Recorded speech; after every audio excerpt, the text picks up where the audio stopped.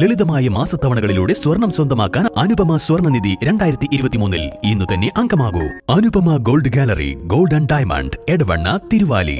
ഇനി അഭിമാനത്തോടൊപ്പം ആത്മവിശ്വാസവും. മികവാർന്ന സേവനങ്ങൾ കൊണ്ട് ഓരോ ആഘോഷവും ധന്യമാക്കി.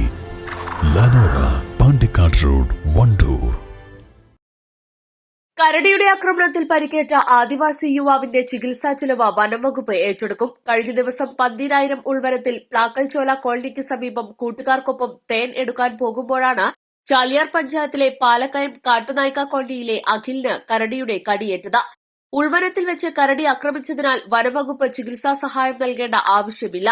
എന്നാൽ വനത്തിനുള്ളിൽ വനവിഭവങ്ങൾ ശേഖരിക്കുന്ന ജോലിക്കിടയിലാണ് കരടിയുടെ ആക്രമണമുണ്ടായത്. ഇതിനാൽ തന്നെ അഖിലിനോട് അപേക്ഷ നൽകാൻ ആവശ്യപ്പെട്ടിട്ടുണ്ടെന്ന് എടവണ്ണ റേഞ്ച് ഓഫീസർ പറഞ്ഞു.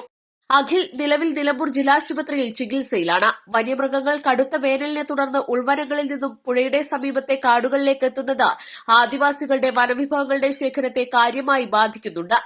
ആദിവാസി കുടുംബങ്ങളുടെ പ്രധാന തൊഴിൽ മേഖല കൂടിയാണ് വനവിഭവങ്ങളുടെ ശേഖരണം. East live, Nilambur.